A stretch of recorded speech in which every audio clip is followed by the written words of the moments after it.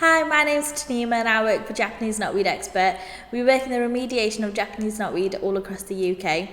We're here today with our Managing Director, Jason Harker. So Jason, really quickly tell us 3 facts about yourself.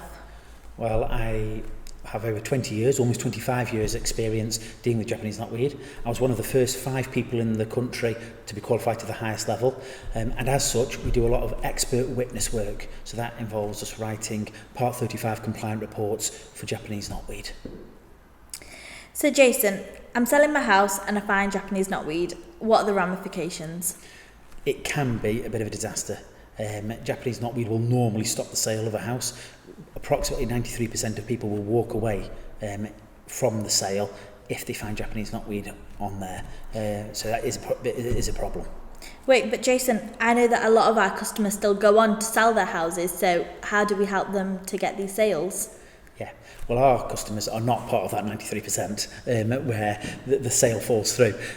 So what we do is we make sure that they have a survey, we make sure they have a management plan, we make sure that there is a 10-year insurance-backed guarantee. As long as these boxes are ticked, it means that the sale can proceed completely finally, really, no problem at all, because what the mortgage lenders want is they want to see these boxes ticked, and if these boxes are ticked, then the sale will go through and everybody's happy.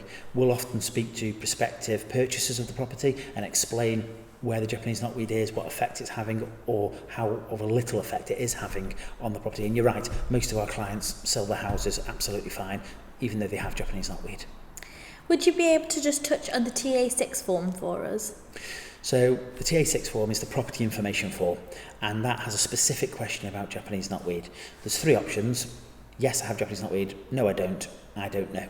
So if you're selling a property and you put no, and there is Japanese knotweed on the property, now that's not just on the property, that's within 3 metres of the boundary, including rhizomes. So the Japanese knotweed might be 5, 6, 7 metres away from your boundary, but if the roots of that, the rhizomes, come within 3 metres of your property, and you've put, no, I don't have any Japanese knotweed, that's actually classed as misrepresentation.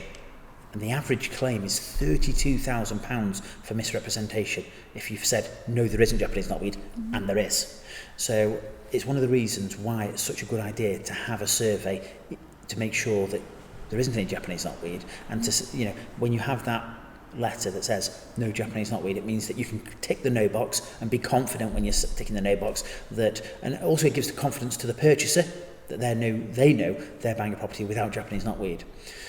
If you're buying a property and the other person has put I don't know, what they're effectively doing is passing the liability to you as a purchaser. So if you put I don't know and they're clued in, they know what they're talking about, and all their solicitor gives them good advice, they'll know that you're passing the liability to them, which is again a really good reason why you should have a survey to show, right, there is no Japanese knotweed here, and if we do find some, then it can be dealt with effectively and it then won't delay the sale of the property. Thank you. So if you're selling a property and have Japanese knotweed, please get in touch with us immediately and we can offer our services. My name's Tanima, this is Jason Harker. Thank you.